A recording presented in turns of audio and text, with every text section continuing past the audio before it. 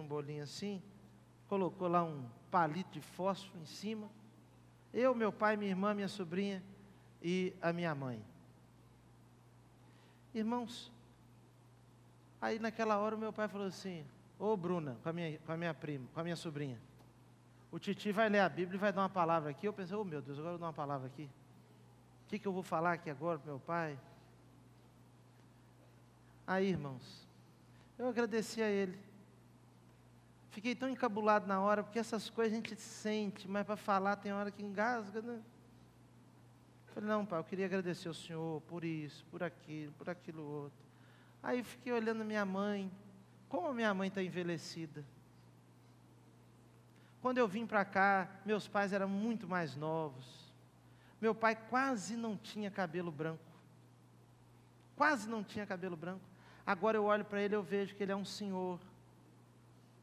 Quando vim para o seminário, eu voltava de férias e chegava na porta do quarto deles à noite, abria, ficava vendo meu pai e minha mãe dormindo. Eu voltava e falava com meu colega de quarto: meu pai está envelhecendo. 6 meses depois, mais velho. Meu irmão, estou contando isso porque tem muitos jovens aqui. Gente que está abusando do pai e da mãe que tem, e os pais estão passando. A vida é breve, muito breve. Um dos maiores conselhos que eu já recebi foi aqui nessa igreja, naquele estacionamento. E agora eu quero renovar aquilo tudo de novo.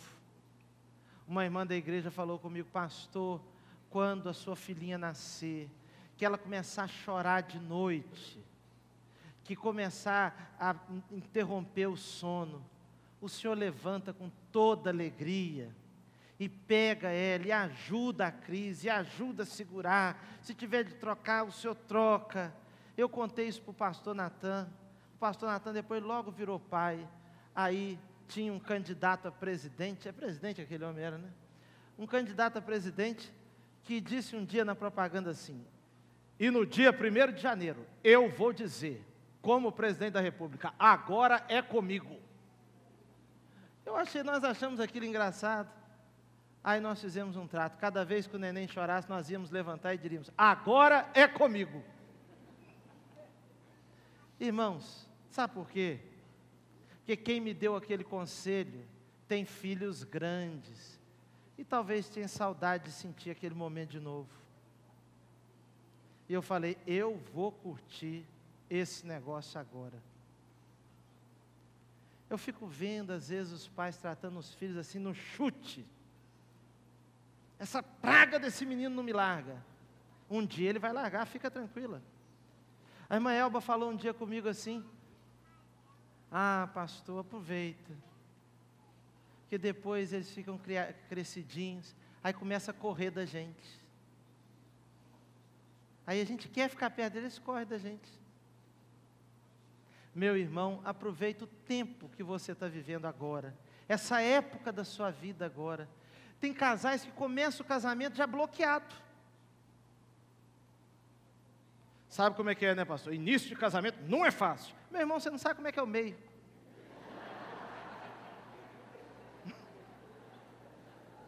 Você não sabe como é que é o meio. Você também não sabe como é que é o final. Você está reclamando do quê? Você já está reclamando já no início? É igual o Elias. O Elias estava querendo dormir lá para fugir dos problemas. Deus tocou nele e falou assim: ô Elias, acorda aí, meu filho, que a sua caminhada ainda é demasiadamente longa.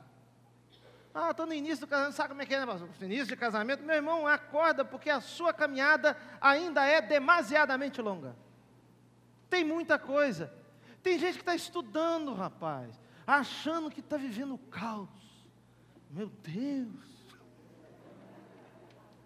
Meu filho, você não sabe o que é tratar de uma família?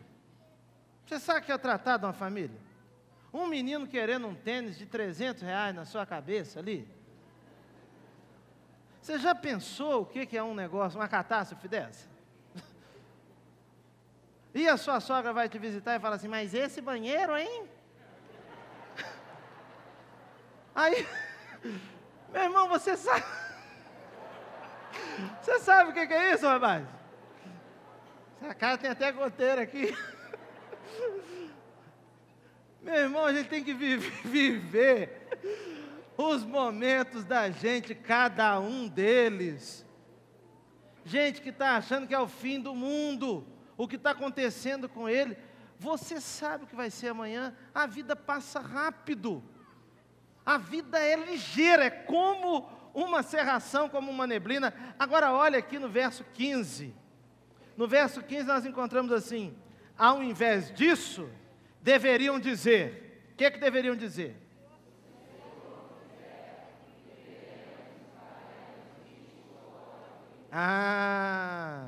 Se o Senhor quiser. Agora, meus irmãos, tem aqui um segredo sobre a vida. Um segredo que nós já vimos é que a vida tem os seus imprevisíveis, ela é muito breve, mas uma outra coisa, a vida precisa ser bem vivida, e para isso nós temos que ter noção da soberania de Deus. Se Deus permitir, se Deus quiser, se o Senhor conduzir. Eu acho interessante algumas pessoas conversando, não, e então em 2014 eu vou mudar para o lugar tal. Ano que vem eu vou fazer isso, eu vou fazer aquilo, eu vou fazer aquilo outro, eu vou fazer aquilo. Vai, será que vai? Não, amanhã eu vou na sua casa. A Bíblia diz que a gente deve falar assim: se Deus permitir, amanhã eu vou na sua casa. Se Deus permitir. Por que nós precisamos dizer assim? Para nós nos lembrarmos que as nossas vidas estão ali nas mãos do Senhor. Que a vida tem os seus imprevisíveis. Isso quer dizer o quê, pastor? Que a gente não pode fazer plano? Não, não é isso não. O plano faz parte da vida, porque está escrito aqui, ó, assim, olha: se o Senhor quiser, viveremos e faremos isto e aquilo. Isto e aquilo são os planos. Fazer planos é bom. É importante ter plano. É importante ter isso e aquilo na cabeça. É importante pensar no que vai fazer. É importante ter sonho, sonhar isso e sonhar aquilo. Agora a Bíblia diz que os planos, eles nascem no coração do homem. Eles são do homem, é do homem fazer os planos, mas a resposta certa vem da boca do Senhor. É Deus, meu irmão, que vai permitir ou não que aconteça isso ou aquilo. E, irmão, essa falta de noção de que tudo está debaixo da mão de Deus, que é Deus que permite, que Deus que não permite, isso traz algumas dificuldades para as vidas. Por quê? Porque quem não tem a noção, a ideia, a convicção da soberania e da mão de Deus sobre si, ele vai viver uma frustração a cada vez que um plano não der certo. Quando um plano, isso ou aquilo, que eu planejei, que você planejou, não se concretizou, nós precisamos entender que Deus não permitiu. Uma ocasião eu tinha um grande sonho, e eu fui assim, meu irmão, numa pegada para poder realizar aquele sonho, e eu sim, pensei assim: é essa semana que isso acontece. E teve um dia que eu pensei: é hoje. Eu fui para decidir, e eu fui numa vontade tão grande, mas eu comecei de manhã e pensei: não deu certo agora, mas isso vai. Quando chegou no final do dia, não tinha mais como, não tinha mais o que fazer, não tinha mais quem consultar, não tinha para onde mexer, e eu voltei. Quando eu voltei, eu encontrei uma colega do seminário e contei para ela. Falei: eu estou tão chateado, por causa disso, disso e disso. E ela falou comigo assim: sabe por que não deu certo? Não deu certo porque isso não era o melhor. Se fosse o melhor, Deus faria. Deus tem algo melhor. Meses depois, uma coisa muito melhor aconteceu no lugar daquilo. Deus, meu irmão, é soberano sobre a sua vida. E quando nós olhamos para a vida, nós sabemos: hoje eu tenho esse sonho, mas se Deus não permitir, isso não vai se realizar.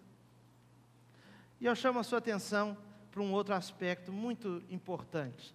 É quando nós encontramos no verso 16 o seguinte: Agora, porém, vocês se